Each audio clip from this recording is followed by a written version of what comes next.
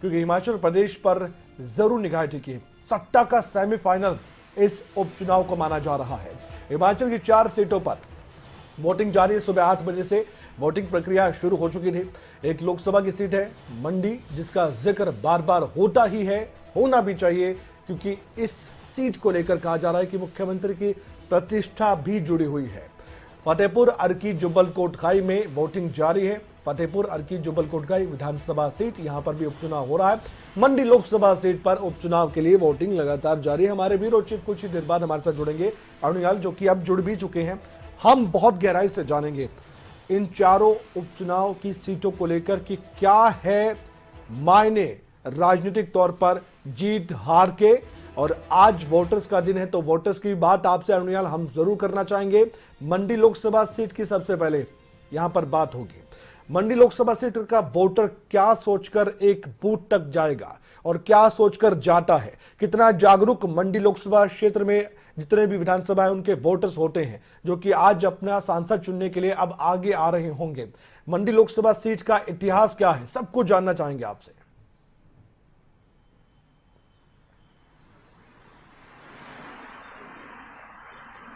देखिए कमल, बिल्कुल ये लोकतंत्र का पर्व माना जाता है। आज जनमत का दिन होगा, लेकिन जो लोग खबरें अभी तक से अभी जुड़े हैं उनके लिए एक दुखद समाचार मैं आपको जरूर बताना चाहूंगा। कांग्रेस के वरिष्ठ नेता रहे हैं जीएस बाली, आज सुबह उनका निधन हो गया। एम्स अस्पताल में उनका निधन हुआ है।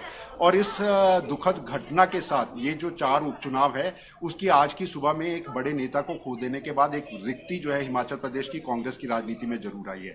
जहां तक कमल आपने एक सवाल किया था, इस सवाल का सबसे बड़ा अगर आप हिमाचल प्रदेश के इन उपचुनावों को देखेंगे, कहने के लिए कमल ये सिर्फ उपचुनाव है। 4 उपचुनाव हैं, जिनमें संसदीय सीट मंडी भी है और जिसका जिक्र आप कर रहे हैं। लेकिन हिमाचल प्रदेश में कई राजनेता, राजनीति और राजनीतिक घरानों की जो है इनके नतीजे उन पर असर डालते जरूर नजर आएंगे।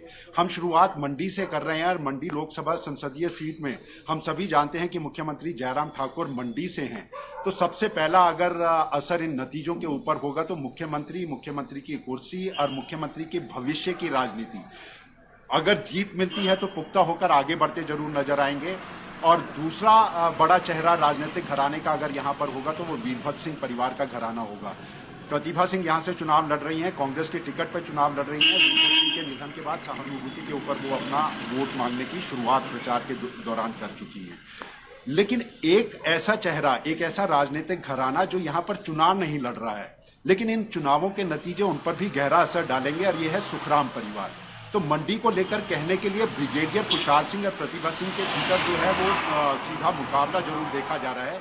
लेकिन कांग्रेस और भाजपा की सियासत में कांग्रेस पार्टी को इससे बल मिलेगा जो सत्ता की वापसी करना चाहती है, या भाजपा सत्तासीन उपचुनाव जीतने के बाद अपने 2022 के मिशन रिपीट की तरफ आगे बढ़ती है। ये एक बड़ा असर इन उपचुनावों के नतीजे से, मैं बार बार कह रहा हूं, कहने के लिए उपचुनाव है लेकिन इसका गहरा असर हिमाचल की राजनीति पे कमल बिल्कुल पड़ेगा। और मंडी देखिए, मंडी लोकसभा संसदीय सीट को लेकर कई बातें बड़ी दिलचस्प और रोचक मानी जाती हैं। बाड़मेर राजस्थान के बाद सबसे बड़ा क्षेत्रफल के हिसाब से अगर कोई संसदीय इलाका है तो वो मंडी है, जिसमें 3 जनजातीय इलाके हैं, लाहौल स्पीति, किन्नौर और चंबा का भरमौर। तो ये एक बड़ा क्षेत्रफल जहां आबादी कम है, लेकिन लोकसभा संसदीय सीट का देश का दूसरा सबसे बड़ा क्षेत्रफल के हिसाब से बनाता है। दूसरा बड़ा रोचक तथ्य देखिए कमल, इसके हिमाचल की राजनीति में इसको माना जाता है मंडी को, कांग्रेस का अगर कोई भी केंद्र में मंत्री बना है तो उसकी राह जो है वो मंडी से होके गई है, चाहे पंडित सुखराम हो, चाहे पूर्व मुख्यमंत्री वीरभद्र सिंह रहे हो। यानी कांग्रेस की राजनीति का एक बड़ा हिस्सा जो है वो मंडी सियासत के साथ जरूर जुड़ कर रहा है। दूसरी बात अगर मंडी को की जाए तो मंडी को लेकर कहा जाता है कि ये राजघरानों के परिवारों का राजनीतिक अखाड़ा रहा है। पहली अमृता कौर जब हिमाचल प्रदेश के गठन से पहले जब पहला यहां से कोई सांसद चुनकर गया था तो वो रानी अमृता कौर के नाम पे रहा था। राजघरानों की ये लड़ाई वीरभद्र सिंह, महेश्वर सिंह भाजपा के, इनके साथ कई बार लगातार देखी जाती रही है। लेकिन एक बड़ा चेहरा, एक बड़ा बदलाव मोदी लहर के भीतर इसी मंडी संसदीय सीट से भाजपा ने किया था, जब एक आम चेहरा रामस्वरूप शर्मा के रूप में उन्होंने उतारा था और राज घराने को चुनौती देने के बाद वहां पर जीत भी हासिल की थी। वो मोदी लहर थी जिसने रामस्वरूप जैसे चेहरे को भी मंडी की संसदीय सीट से जीतकर दिल्ली की केंद्र की सत्ता तक पहुंचा दिया था। अब भी आज के वक्त में भी ये जो उपचुनाव है, यहाँ पर राज घराना वीरभद्र सिंह रामपुर सियासत का जरूर दिखाई देता है, लेकिन एक सेना के प्रत्याशी जो हैं ब्रिगेडियर कुशाल को भाजपा ने अपना प्रत्याशी बनाया। नतीजे मैं दोबारा आपको कह चुका हूं, भले ही चुनाव लड़ रहे हैं यहाँ ब्रिगेडियर कुशाल, लेकिन ये राजनीति सियासत नतीजे जो तय होंगे वो मुख्यमंत्री जयराम ठाकुर, वीरभद्र घराना और सुखराम घराना के होंगे। जी कमल, गहराई से बताई हैं तमाम बातें और बहुत संक्षेप में, समय की थोड़ी कमी, अगर आप जुब्बल कोटखाई के बारे में, अर्की के बारे में बता सके, आप फतेहपुर के बारे में बता सके कि वहां के वोटर्स के मन में इस उपचुनाव को लेकर क्या चल रहा होगा। और जैसे कि आपने भी कहा कि बेशक उपचुनाव हो, लेकिन गहरा असर हिमाचल राजनीति पर यह उपचुनाव छोड़ेगा आने वाले वक्त के लिए, क्योंकि विधानसभा के चुनाव भी होने हैं अगले साल।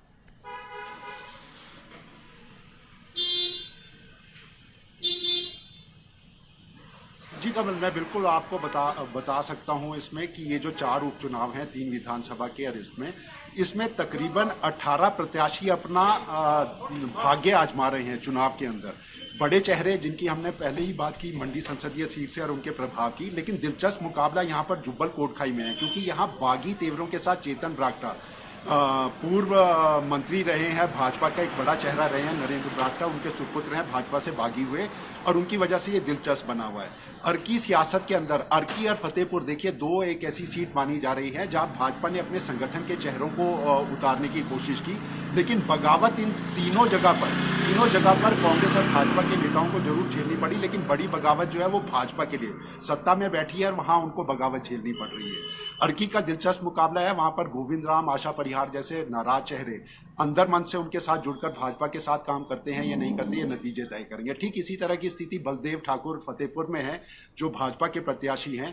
वहां भवानी सिंह के साथ जो उनका मुकाबला है, त्रिकोणीय मुकाबला, वहां राजन सुशांत की वजह से माना जा रहा है। राजन सुशांत पहले भाजपा के एक बड़ा चेहरा रहे हैं, दबंग राजनीति करते रहे हैं और निर्दलीय चुनाव इस वक्त लड़ रहे हैं।